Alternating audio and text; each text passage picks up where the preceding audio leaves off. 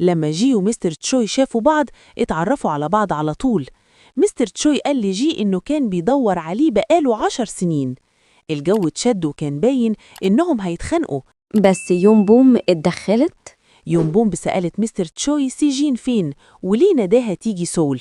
ساعتها مستر تشوي عرف نفسه وكشف إنه في الحقيقة أخو سيجين، وكمان شرح إنه كان مبلغ أهلهم إن سيجين جاية سول. بعد كده مستر تشوي وسيجين مشيوا سوا على البيت، بينما الباقيين سابوا المكان كل واحد لوحده. بعدين مستر تشوي اتكلم مع سيجين عن يون بوم وتساءل ليه هي مع جي، وكمان سأل عن حياة جي في الريف، بيعيش مع مين وبيشتغل إيه. الكلام ده خلى سيجين تشك، فسألت تشوي هو يعرف جي إزاي وليه مهتم بيه بالشكل ده.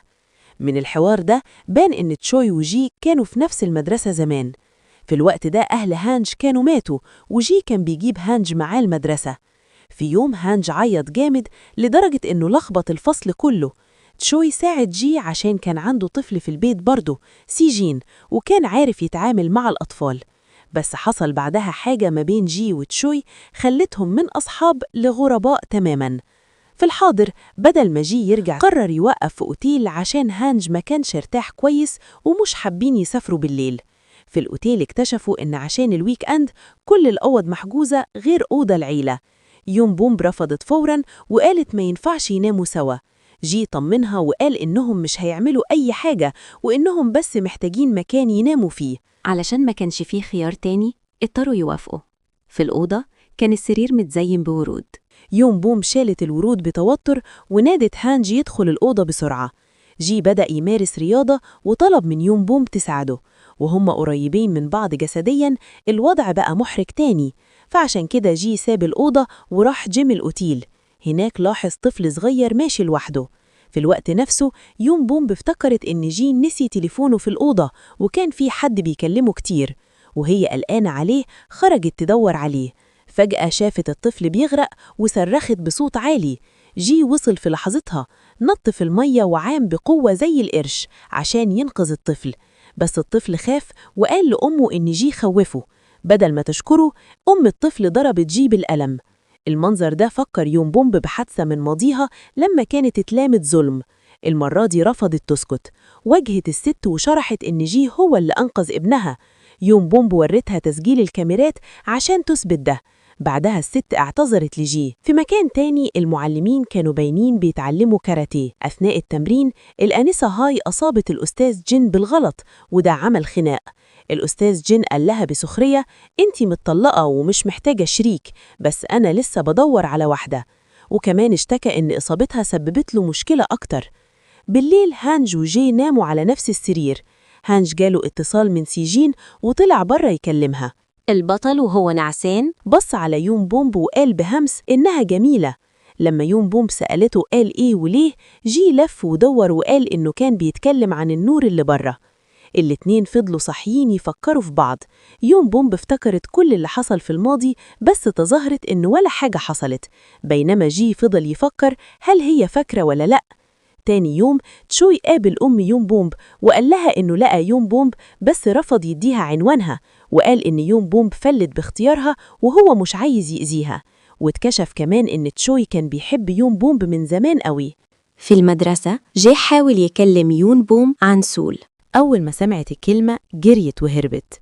الآنسة هاي لاحظت ده وبعدين سألت يون بوم في أوضة المدرسين إذا كان جي أذاها. يون بوم دفعت عنه وقالت إنه مش شخص وحش وإنه أكيد في سوء تفاهم، وأكدت إن جي دايماً بيساعد الناس ومش بيأذيهم. بس المدرسين التانيين بدأوا ينموا ويقولوا إن جي ما ينفعش يكون كويس وإن هانج ممكن ما يكونش ابن أخوه لكن ابنه هو. كانوا شايفين إن طريقة اهتمام جي بهانج هي طريقة أب بس، وكمان قالوا إنهم شافوا جي في السوق مع واحدة ست وافترضوا إنها أم هانج. للحظة يون بوم ابتدت تصدق الإشاعات دي، خاصة وهي فاكرة الاتصالات المتكررة من واحدة على تليفون جي ليلة الأوتيل. في نفس الوقت هانج إدى سيجين مذكراته عشان تضمن المركز الأول في الفصل.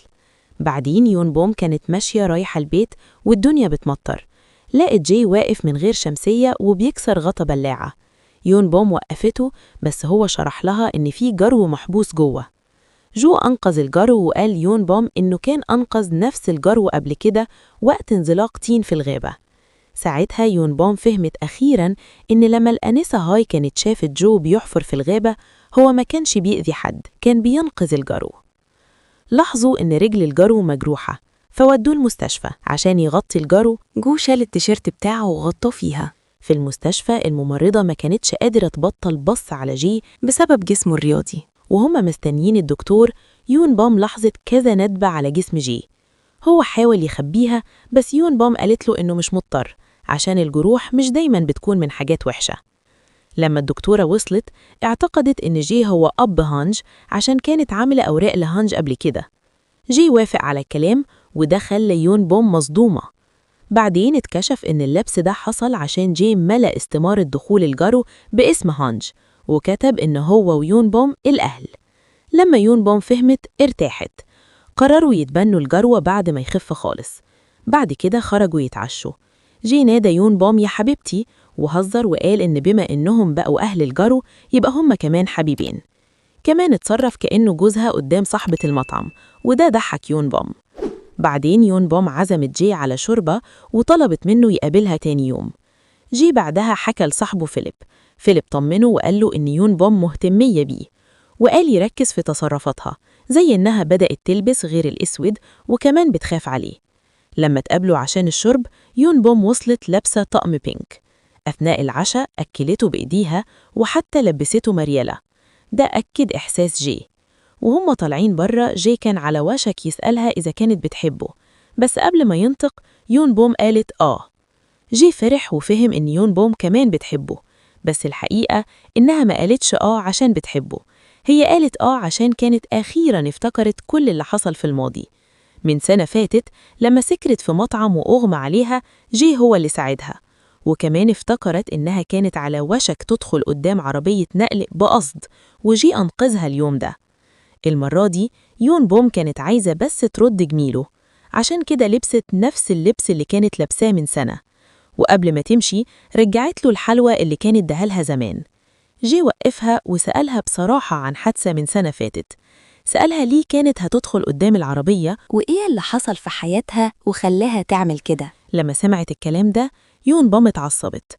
قالت له بحزم إنه بس خال طالب عندها ولازم يفضل كده وبس، وقالت له ما يتعاملش معاها كأنها صاحبته، عشان سوء الفهم بالشكل ده هو السبب في حاجة فظيعة حصلت لها في الماضي.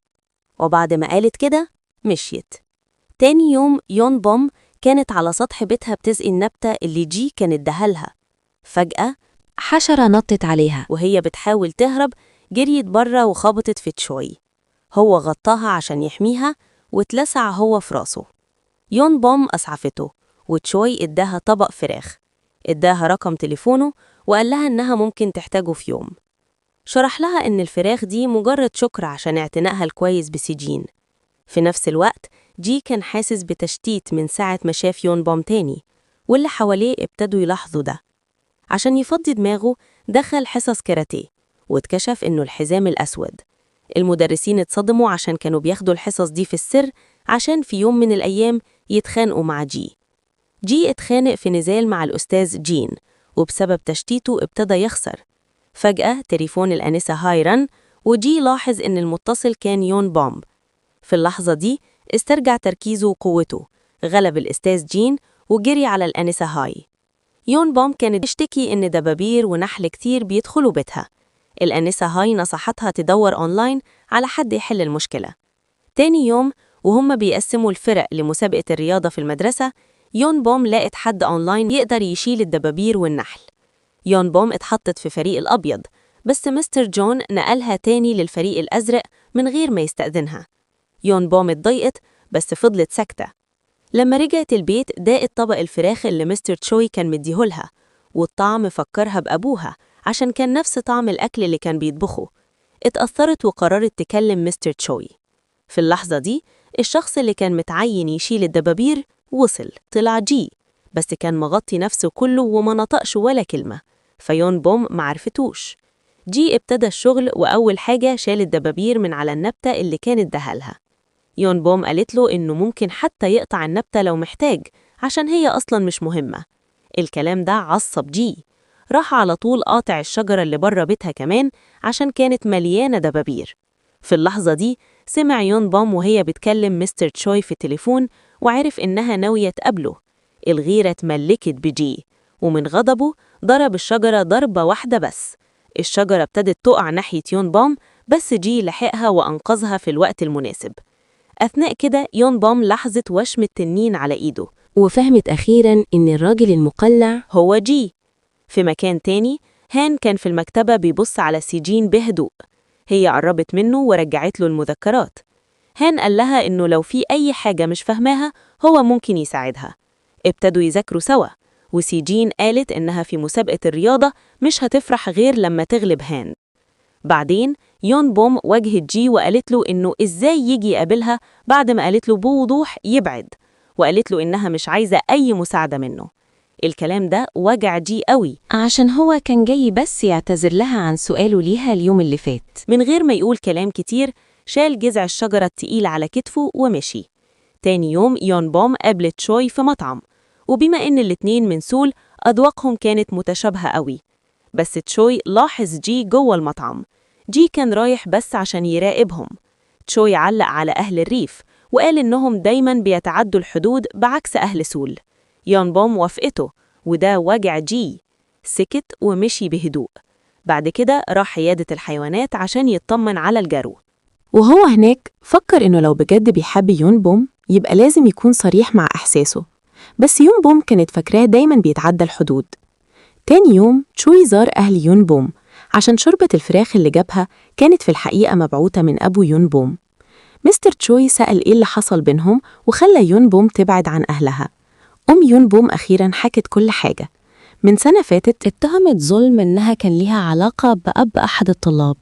عشان تثبت براءتها جمعت أدلة حقيقية وكانت عايزة ترفع قضية، بس أهلها وقفوها عشان هم نفسهم صدقوا الإشاعات.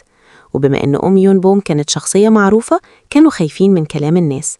عشان أهلها ما وقفوش جنبها يون بوم سابت سول وراحت الريف. دلوقتي أهلها اتأكدوا إن الأدلة اللي كانت معاها صح وعايزين يثبتوا براءتها ويعتذروا لها بمساعدة تشوي. في نفس الوقت في عيادة الحيوانات جي لاحظ إن يون بوم هناك، ومن غير ما تاخد بالها شاف كورة بيضة معاها وفهم إنها أكيد في الفريق الأبيض في المسابقة. تاني يوم الأهل اتعزموا المدرسة عشان ينظموا الفرق، وجي بقى المسؤول عن الفريق الأبيض. مستر تشوي كمان وصل كوصي على سجين، ولما عرف إن يون بوم في الفريق الأزرق مسك هو الفريق الأزرق. من اللحظة دي ابتدت منافسة ما بين الرجلين. جي درب فريقه بتمارين شديدة، بينما مستر تشوي كان بيشجع فريقه إنه يعزمهم على دوناتس من سول خاصة. هانش وسيجين اتكلموا أثناء التمرين، وسيجين اتهمت هانش إنه نادى خاله بس عشان يغلبها. هانش شرح لها إنه بالعكس حاول يوقفه عشان هو مش عايز يغلبها. الكلام ده خلى سيجين تحتار، هو هانش طيب بجد ولا بيمثل؟ بعدين جي زار الجرو تاني، ويون بوم كانت هناك كمان. لعبوا سوا مع الجرو، وجي قال لها إنه في الفريق الأبيض ووعد يجيب ميدالية لكلبه. تاني يوم جي كان بيستعد للمسابقة، بس هانش وقفوه وقال له الحقيقة إن يون بوم في الحقيقة في الفريق الأزرق، الفريق المنافس. لما سمع كده جي حس بالإحباط عشان كان عايز يون بوم هي اللي تكسب. عشان كده قال لفريقه إنهم يستمتعوا باللعب وما يركزوش على الكسب. كلهم استغربوا عشان قبلها بيوم واحد بس جي كان مصر يكسب بأي شكل. بعدها راح لمستر تشوي شرح له تقنية شد الحبل كلها وطلب منه يكسب مهما كان، عشان لو مستر تشوي كسب يبقى يون بوم هي اللي هتكسب. في اللحظة دي يون بوم وصلت لابسة جاكيت ولخبطت الكل عشان ما يعرفوش هي في أنهي فريق. شالت الجاكيت وبان تيشيرت أبيض تحته، ده معناه إنها هتلعب مع الفريق الأبيض. جي اتصدم تماما. بنشوف مشهد من وقت قصير، جي راح يزور مستر جون وبيقول له إنه اتصاب في ركبته ومش هيقدر يكمل كقائد فريق الأبيض، وبدل من هو يبقى القائد الجدة هي اللي بقت قائدة فريق الأبيض. والجدة كانت متحمسة جدا، وجون كان مبسوط قوي ووافق على طول. وفي نفس الوقت يون بوم جت بثقة لجون واتكلمت وقالت له إنه مهما حصل ما ينفعش نكسر القوانين، وإنها مسكت الكورة البيضة قدام كل الطلبة، وعشان كده هتفضل في الفريق الأبيض. بعد ما سمع كلامها مستر جون قال لها انتي بتعرفي تتكلمي، دي أول مرة أشوفك كده، ماشي لو عايزة تفضلي في الفريق الأبيض مفيش عندي أي مشكلة. ويون بوم اتصدمت من قد إيه وافق بسهولة. في الحاضر جي راح لهانج وسأله انت ليه كذبت عليا؟ لكن هانج قال إن سيجين هي اللي قالت له إنها في الفريق الأزرق. وفي نفس الوقت مستر تشوي راح لسيجين وسألها انت ليه كذبتي عليا؟ انت قلتي إن المدرسة بتاعتك في الفريق الأزرق، إزاي بقت في الفريق الأبيض؟ سيجن ردت وقالت ده يفرق معاك في إيه؟ وبغض النظر عن الفريق اللي هي فيه كشفت إنها عارفة سبب مجيء الست دي من سول. تشوي اتصدم وسألها عرفت إزاي؟ وهي شرحت له. وبعدها اتعرض فلاش باك لأهلها وهم بيتكلموا عن يون بومب، وقالوا إنها قبل كده كان ليها علاقة مع واحد من أولياء الأمور، وعشان كده اتنقلت لهنا. وسيجين كانت مستخبية وبتسمع كل ده. وبعدين بنشوف يون بومب شافت جي مع الجدة وعرفت إنه مش هيشارك في المباراة، واتصدمت خالص ومركزتش في أول لعبة سباق التمرير. ومع بداية السباق اتأخرت، لكنها جريت بكل قوتها وقدرت بالعافية تمرر السلايدر للجدة.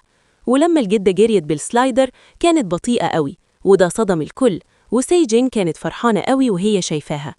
وبعدها جه دور هانج، ورغم إنه كان متأخر جري بسرعة رهيبة بالسلايدر وعداها، لكن في اللفة الأخيرة وقت التمرير رمى السلايدر في الهواء، والفريق الأزرق جري لقدام والسلايدر مسكه كلب وخلى واحد من فريق هانج يخطفه. أما سيجن فكانت جريت على الحدود وكسبت السباق. تشوي وسيجن احتفلوا بفرحة كبيرة، وهانج كمان كان مبسوط، لكن بعدها رجل الجدة وجعتها واضطرت تنسحب كمصابة. بنشوف جي في الناحية التانية متضايق ومتوتر. فجأة يون بومب جت من وراه وزقت رجله، لكنه ما حسش بأي ألم، فقالت له أنا كنت عارفة إنك ما جرالكش حاجة، أنت متعمد ما تشاركش. وبعدها قالت أنا عارفة كويس إنك زعلان مني عشان قلت لك كلام زيادة يومها، بس ليه بتنتقم من فريقنا؟ جي رد وقال مش كده. فقالت له لو فعلا عايز تعرف اللي حصل في الماضي لازم تشارك في المنافسة دي وتساعد فريقنا يكسب، وبعدها هقولك كل حاجة. جي رفض برضه عشان كان وعد هانج إنه ما يشاركش في الماتش ده. يون وامب فكرته إنه كمان كان وعد الجرو إنه يعلق ميدالية في رقبته، فإيه بقى حكاية الوعد ده؟ جي اتلخبط قوي وبقى تايه، ويون بومب قعدت قدامه بتترجاه. هانج ويون بومب كانوا شاغلين دماغ جي وما بقاش عارف يعمل إيه. وفي مكان تاني بنشوف يون بومب بتحضر مؤتمر صحفي، وصحفية سألتها عن بنتها لكنها تهربت من السؤال. تشوي دخل أوضة المدرسين ومعاه فنجانين قهوة، لكنه مش بيلاقي يون بومب، ولاحظ إنها ما كلتش الأكل اللي جابه ليها. لكن جي بعت لها أكل فيه رسالة بتقول لو سمحتي كلي في ميعادك عشان يبقى عندك طاقة. ويون بومب أكلت الأكل اللي جي بعته، وده خلى تشوي يمشي وهو متضايق. اللعبة التانية كانت على وشك تبدأ، واللوحة كانت مبينة إن الفريق الأزرق كسب مباراتين والفريق الأبيض كسب واحدة بس. الفريقين كانوا مستعدين وممسكين الحبال، وفجأة جه ظهر من ورا لابس تيشيرت الفريق الأبيض. يون بومب اتصدمت جدا، وفريق الأزرق دخل في حالة ذعر، والماتش بدأ. في الأول جه ما كانش بيشد بقوته، لكن بعدين اتقدم لقدام، وتشوي كمان اتقدم من ورا وقال لجه اللي كنت مستنيه منك هو إنك تخني، لكن جه قال له الحقيقة إن أنت اللي غشيت مش أنا. بعدها اتعرض مشهد من الماضي لولاد كانوا بيتنمروا على تشوي، وفي اللحظة المناسبة جه وصل وضربهم وهددهم، وقال إن تشوي صاحبه وأي حد يقرب له يبقى بيقرب ليه هو، فالولاد جريوا من الخوف. بعدها بنشوف جه شغال في مكان وتشوي معاه وبيعتني بالطفل. تشوي قال له إن هو بيساعده يحمي نفسه من الولاد دول، وعشان كده هيساعده في المذاكرة، وابتدى يدرسه. لكن جه قال إنه ما عندوش فلوس تكفي يدخل جامعة، وقال ما يضيعش وقته عليه. تشوي رد وقال ما تقلقش أنا هدفع مصاريفك. المشهد رجع للحاضر، وجه شد الحبل بكل قوته. فريق الأبيض كسب وفريق الأزرق خسر. يون بومب وجه احتفلوا بفرحة كبيرة. بعديها بنشوف بنت راحت بيت جه بتدور عليه، والبنت دي طلعت هي اللي الناس شكة إنها مرات جه وأم هانج. وفي اللحظة دي صاحب جه وصل وقال لها إن البيت فاضي وكلهم في مهرجان رياضي في المدرسة. الماتش النهائي كان على وشك يبدأ، والمرة دي كل فريق معاه سلة، وكل واحد لازم يرمي حجر عليها عشان يفتحها، والفريق اللي يفتحها الأول يكسب. الماتش بدأ وكلهم ابتدوا يرموا الحجارة، ولما يون بومب راحت ترمي حجر جه وقفها وشرح لها الطريقة الصح للرمي، وقال لها تتخيل إن الخصم واقف قدامها. يون بومب اتحمست قوي وابتدت ترمي الحجارة، لكن في الآخر جه مسك حجر ورماه في نفس اللحظة على السلة وفتحها، وفريق الأبيض كسب. جه ويون بومب احتفلوا بحماس كبير، لكن سيجين زعلت قوي، وهانج لما شافها زعل هو كمان. وهنا بنشوف البنت واقفة بتتفرج على جي ويون بومب وهم سوا. بعدها بالليل جي كان قاعد في البيت وماسك الميدالية. هانج جه وسأله: انت عملت كده ليه؟ أنا عمري ما كسرت أي وعد وعدتهولك من وإحنا صغيرين، بس أنت كسرت وعدك، ما كانش ينفع تعمل كده. لكن جه قال له: كنت أعمل إيه؟ أنا بس كنت عايز أشوف يون بومب مبسوطة، أنت ليه زعلان للدرجة دي إنك خسرت؟ هانج رد وقال: أنا كمان كنت عايز أشوف سيجين مبسوطة. وبعدها الاتنين اتعصبوا على بعض.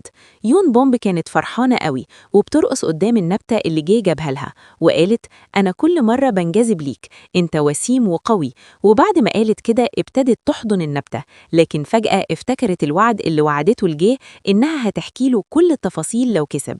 وفي نفس الوقت أهل سيجين بيقترحوا يستخدموا فيديو سباق فوز سيجين في الرحلة الجاية، لكن سيجين رفضت بعصبية شديدة.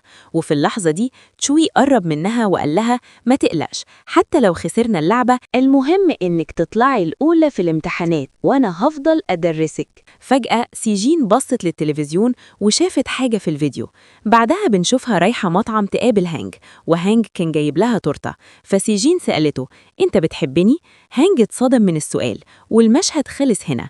بعد كده جي ويون بومب كانوا رايحين العيادة عشان يتبنوا الجرو بومسك، والدكتورة سألت: بومسك هيعيش في بيت مين؟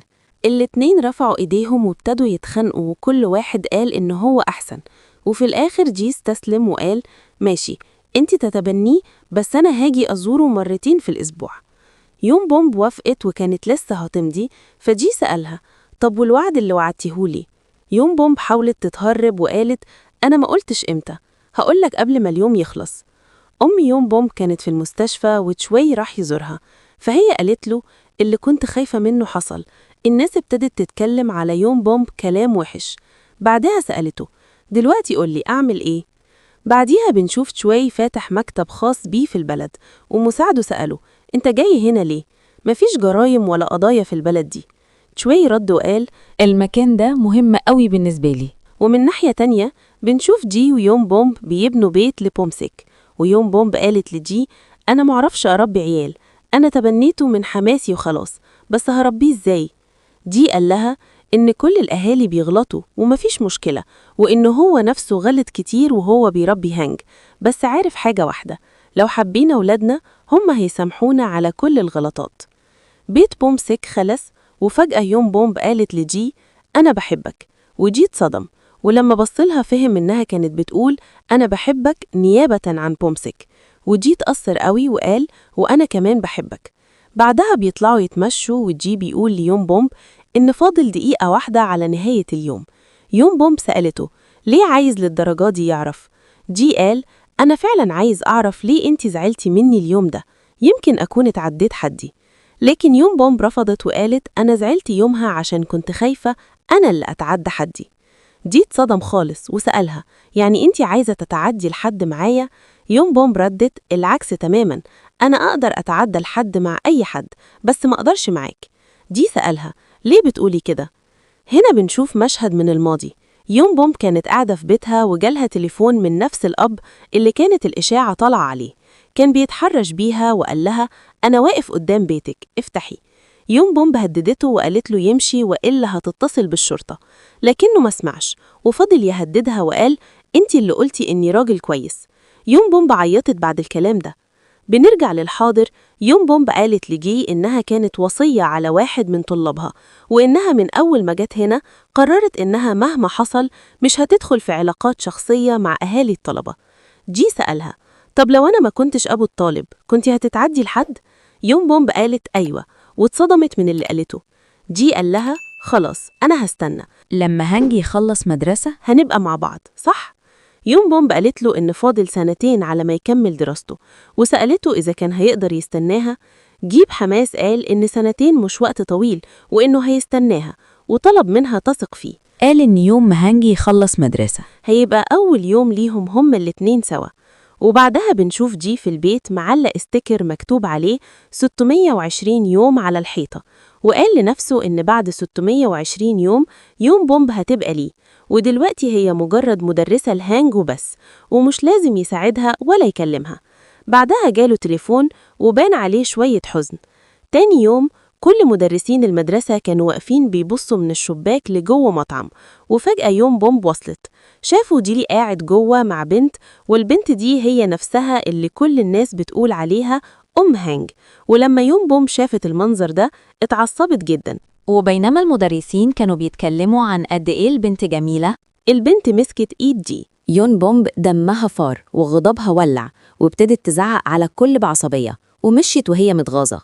يون بومب رجعت بيتها وهي بتفكر إن كل الناس كان عندهم حق، وإنه راجل وحش، وقلبها اتقلب لما افتكرت شكل البنت دي، وبعدها افتكرت كلام المدرسين وهم بيقولوا قد إيه البنت جميلة. فقامت بصت لنفسها في المراية وقالت ماشي، دلوقتي أنا هوريهم سحري.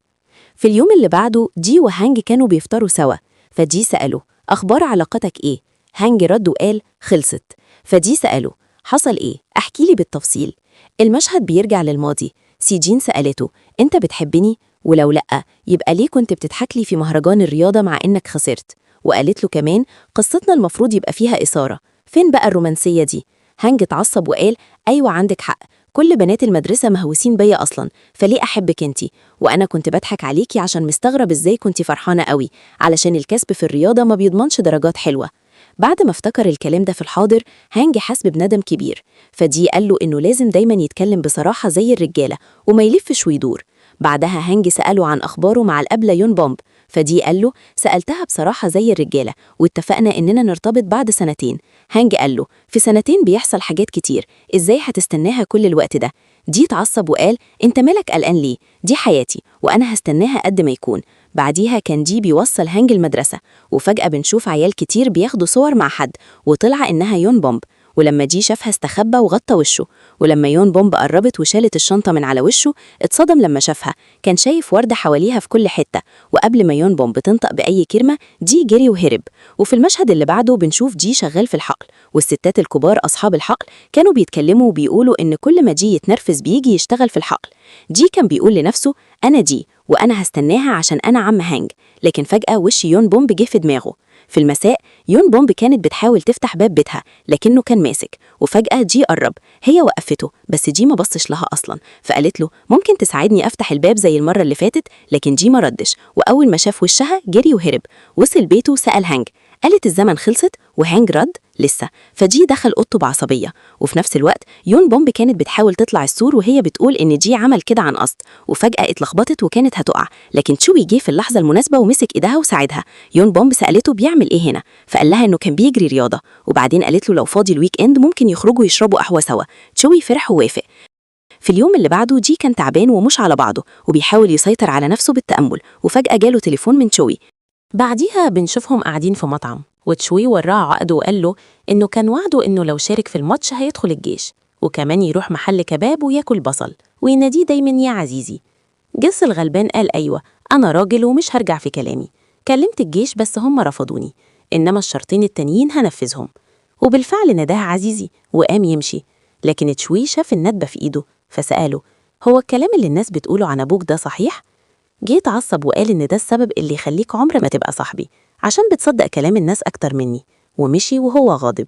شوي اداله كارت وقال له إنه فتح مكتب محاماة هنا ولو احتاجوا يجيله، لكن جي قال له إنه بيفضل يدخل السجن ولا يجي مكتبه. وفي اللحظة اللي كان ماشي فيها يون بومب كلمت تشوي، ولما جي سمع اسمها رجع وسأله هي كلمتك ليه؟ تشوي مردش. وفي المشهد اللي بعده بنشوف جي رجع يشتغل في الزراعة.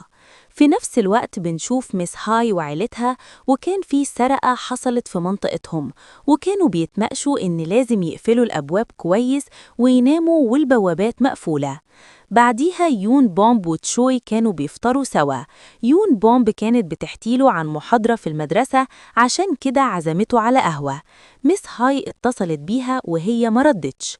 يون بومب سألته ليه قاعد هنا في الريف، فقال لها إنه عايز يساعد ناس محتاجة في قضايا قديمة، وعشان كده نقل هنا، وكمان قال إنها لو احتاجته في أي وقت تقوله وهو هيبقى جنبها دايماً. بعدها بيكونوا ماشيين في الشارع، ويون بومب سألته إذا كان ممكن يساعدها في موضوع، وقالت له إن واحدة صاحبتها كان عندها مشكلة، وإن واحد من أولياء الأمور دخل الفصل وضرب ابنها بالقلم. وقبل ما تشوي يرد، شافوا الشرطة واقفة قدام بيتها فجريوا على هناك، وابن ميس هاي قال ليون بومب إن في حرامي دخل البيت، بس مفيش حاجة تقلق لأنهم كلموا الشرطة. يون بومب جريت جوه، والحرامي كان على الناحية التانية واقف قدام القفل وبيبصلها. أول ما يون بومب دخلت جوه، شافت جي جوه واتصدمت صدمة عمرها. جي كان بيقول للشرطة إنه مش هو الحرامي، وكمان قال ليون بومب إن النهاردة كان ميعاد زيارة بومسيك، وعشان كده جه هنا يشوفه. لكن الشرطة قبضت عليه وخدته، وفي اللحظة دي جه صنايعي أقفال قدام البيت، ولما جي شافه اتعصب قوي وقال له مش هسيبك تمشي. الراجل خاف، ولما شاف جي ما قرب منه جري، وجي جري وراه في الشارع. وفي الجنينة الراجل وقف وطلع شاكوش وكان لسه هيضربه، لكن جي فك نفسه من الكلبات وزقه على الأرض. وفي اللحظة دي تشوي ويون بومب والشرطة وصلوا. جي بيتحبس وبيأكد إنه ما عملش حاجة، وصنايعي الأقفال قال إن ميس هاي هي اللي كلمته يغير القفل. بنشوف مشهد من الماضي، ميس هاي كانت بتكلم يون بومب في التليفون، بس يون بومب ما كانتش بترد. ولما الصنايعي مشي يجيب حاجة تانية، جي وصل وشاف البوابة مفتوحة فدخل على طول. في الحاضر جي كان بيشرح موقفه، لكن الراجل ابتدى يمثل وقال ضربني جامد وأنا هرفع عليه قضية. وفي اللحظة دي ميس هاي ويون بومب وصلوا. تشوي قال أنا المحامي الوحيد في البلد كلها اللي يقدر ينقذك، لكن جي رفض وقال له أنا قلتلك من زمان أفضل السجن ولا آخد مساعدتك. يون بومب اتعصبت وقالت له يستخدم دماغه مش إيده ورجله ويطلب مساعدة تشوي، لكن جي رفض، وده خلى يون بومب تمشي وهي غاضبة. بعديها بنشوف يون بومب في البيت بتكلم نفسها وبتقول إنه كده بسبب دماغه، والناس في البلد كلها كانت بتتكلم وبتسأل إزاي يقول إنه يدخل السجن. طب ولو دخل السجن هيحصل لي إيه؟ جي كان نايم مرتاح في الحبس، ويون بومب نايمة في بيتها. وبعدها بندخل على اليوم اللي بعده. جي خرج من الحبس وراح على طول لتشوي، وكان بيقرأ له عقد وقال إنه لو حصل أي مشاكل قدام هو اللي هيدفع، وطلب منه يمضي. فجي سأله أنت أنقذتني؟ إمتى وإزاي كل ده حصل؟ تشو قال له لو عايز تعرف التفاصيل لازم تدفع لي 4 مليار، دي أتعابي. جي ما قالش حاجة ومشي، وبعدها راح على طول لصاحب محل الأقفال، لكن المحل كان مقفول.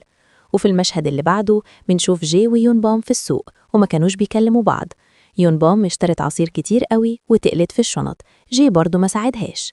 بعدها شالت القصيص بتاع نبتة جي اللي كانت كبرت بسرعة وقدرت تشيله وتكمل، بس كان تقيل قوي وكانت لسه هتقع. فجي ظهر وشال القصيص من إيدها وقال لها تعالي أوصلك البيت.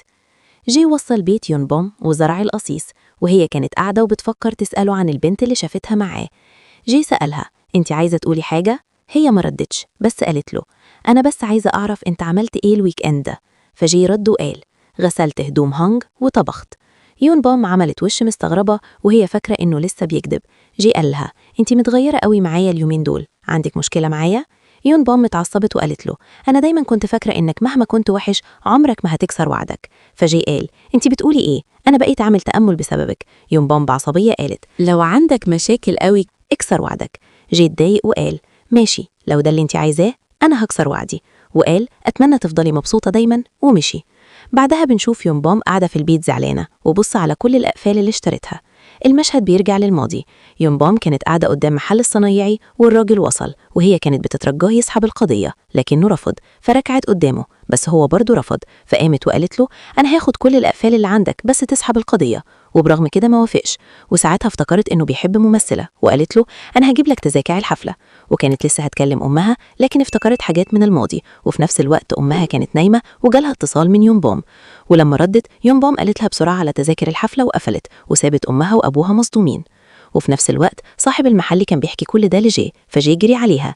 يون بوم سألته انت سبتني رجعتي ليه تاني؟ فقال لها صاحب المحل حكالي كل اللي عملتيه عشان تطلعيني من القضية، انت بتعملي كده ليه؟ قدامي حاجة ورايا حاجة، انت شخص قدامي وشخص تاني من ورايا، ايه السبب؟ ساعتها يونبام عيطت وقالت له انا شفتك مع بنت تانية الويك اند وكنتوا قاعدين ماسكين ايد بعض، وده معناه انك كسرت وعدك معايا. جي هدي شوية وقال يمكن عندك حق، يمكن ما قدرتش التزم بوعدي. وبعدها قال سامحيني انا ما بقتش استحمل، وبعدين حضن يونبام وبسها.